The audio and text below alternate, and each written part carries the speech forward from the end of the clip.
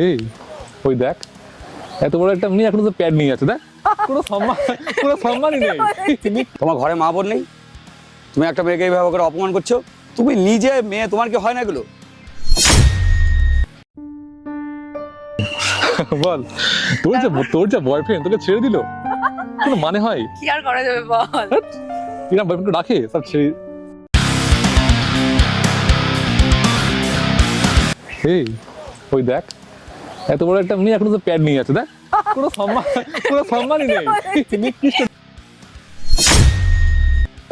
একদম কলঙ্ক। ছি, ফালতু মেয়ে।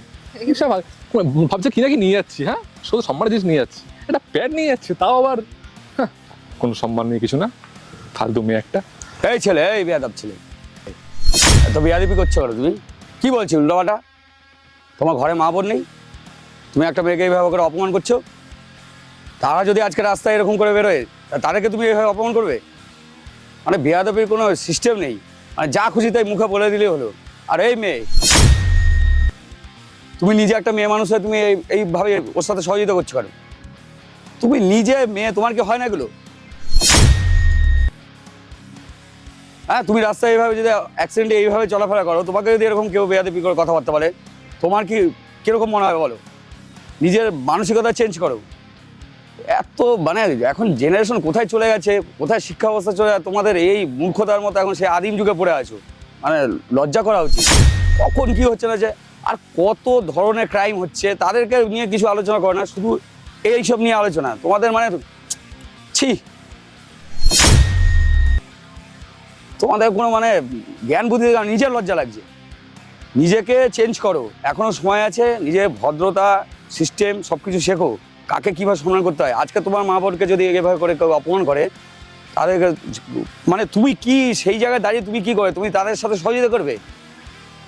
ছি, চারিদিকে সব এগিয়ে আছে, পুরো দুনিয়া এগিয়ে আছে, ফাস্ট হয়ে গেছে, আর তোমরা এখনো সে আদিম যুগে পড়ে আছো। পর মানুষ কোথাকার। নিজের মানসিকতা চেঞ্জ করো। তোমাদের মানে মানে নিজের লজ্জা করা উচিত। তোমার মা বোনদের সাথে যদি এরকম কেউ করে, তখন তোমাদেরকে নিজে হাসাহাসি করবে? মা বোনদের সাথে রাস্তায় এরকম মানে হাসি উড়াবে? হ্যাঁ আঙ্কেল, আপনি ঠিকই বলেছেন, আমাদেরই ভুল হয়েছে। বল, আমরা তো মানে ভুলে গেছিলাম যে আমাদের বাবা মা আছে, মা বোন আছে বাড়িতে। সত্যি এরকম বলাটাও কি ঠিক হয়নি আমাদের, কিছু মনে করবেন না আঙ্কেল। আমাকে সরি বলে করে লাভ নেই, একে সরি বলো। অপমান একে করেছো। আমি তো তোমাদের চোখ খোলার জন্য কথাগুলো বললাম, যে কোন যুগে দাঁড়িয়ে তুমি কাকে কি কথা বলছো। I am sorry. সরি। চলো। প্যাড কোনো খারাপ জিনিস নয়, এটা একটা মেডিসিন। এটাকে কেউ বাজে নজরে দেখো না, এটাকে সম্মান করো।